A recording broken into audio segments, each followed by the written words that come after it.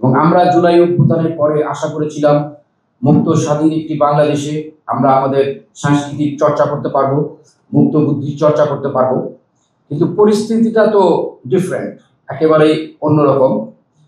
যেমন সংস্কারের কথা হচ্ছে, ব্যাপক সংস্কার হচ্ছে, কিন্তু আজকে 1 বছরের বেশি হয়ে গেছে বাংলাদেশ বেতার এবং টেলিভিশনে যারা আমরা সাংস্কৃতিক কর্মী তাদের রেমুনারেশন 10 পয়সা বৃদ্ধি করা হয়নি আজ পর্যন্ত।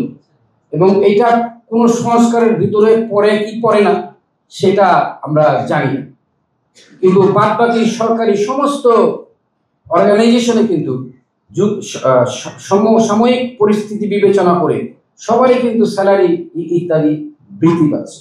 তো আমরা আমাদের যারা শিল্পী আমরা আছি, আমাদের রেমুনারেশন বৃদ্ধি তো দূরেরই কথা, আমাদের যখন সম্মানের চেকটা দেওয়া হয় তখনও সেটাই সম্মান করে একটি খামে ভরে দেওয়ার প্রয়োজনীয়তা পর্যন্ত কেউ অনুভব করেন নাই আজ পর্যন্ত। তো এটা অত্যন্ত দুঃখজনক ব্যাপার আমাদের জন্য।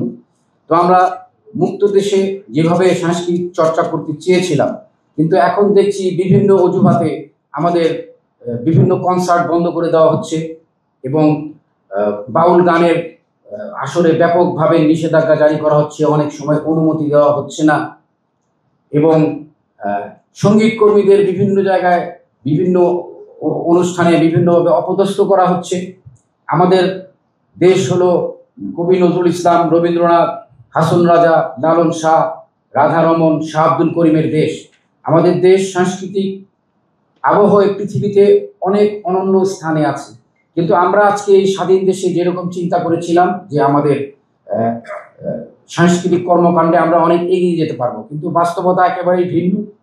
আমাদেরকে দীর্ঘ 15 বছর আমাদেরকে বিভিন্নভাবে রাজনৈতিক পরিচয়ে কোণঠাসা করা হয়েছে এবং শিল্পীদেরকে, আমি বলবো অনেক শিল্পীকে, অনেক সাংস্কৃতিক কর্মীকে ইচ্ছার বিরুদ্ধেও দলীয় লেজুর ভিত্তি করতে হয়েছে। তো এগুলো আমাদের দেশে কেন হবে? একজন সাংস্কৃতিক কর্মী কেন তার ব্যক্তিগত চিন্তাধারা, তার মতাদর্শ নিয়ে চলতে পারবে না? কেন ট্যাগিং করা হবে, কেন ব্ল্যাকলিস্ট করা হবে? এগুলো আমরা আসলে বুঝতে পারি না। আমি চাই এই বর্তমানে স্বাধীন বাংলাদেশে আমাদেরকে সাংস্কৃতিক জগতে নিজের মনের মতো চলার অধিকার আমরা চাই। আমরা চাই সাংস্কৃতিক কর্মীদেরকে সামাজিকভাবে এবং অর্থনৈতিকভাবে সম্মানিত না করা হলে এই ধরনের দলীয় লজিক ভিত্তি কখনোই বন্ধ হবে না। একটি সাংস্কৃতিক কর্মীকে যদি চিন্তা করতে হয় যে আমার কালকের দিন কিভাবে চলবে, তাহলে তার চিন্তা করার স্বাধীনতা আদৌ থাকবে বলে আমার মনে হয় না। তো সুতরাং এই সমস্ত জিনিসগুলো আগে দেখতে হবে, কারণ আমি এই ধরনের অনুষ্ঠানে প্রায় টেলিভিশনে দেখি, সেখানে অত্যন্ত তাত্ত্বিক আলোচনা করা হয়।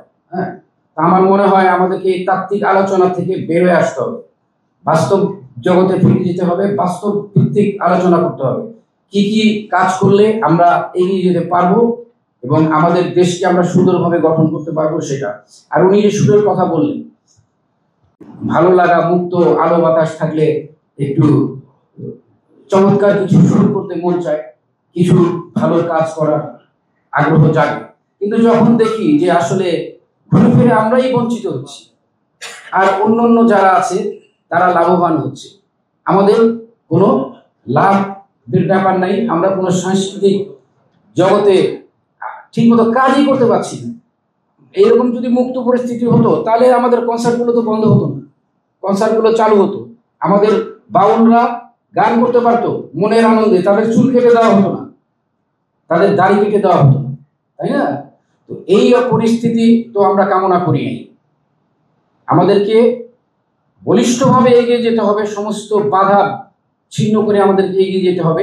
সাংস্কৃতিক কর্মীদেরকে এখনই সময়, রাজনৈতিক ভেদাভেদ ভুলে সাংস্কৃতিক কর্মীদেরকে এখনই ঐক্যবদ্ধ হতে হবে এবং ঐক্যবদ্ধ হওয়ার এটাই সময়। এই সময় চলে গেলে আমরা কখনো ঐক্যবদ্ধ হতে পারবো না।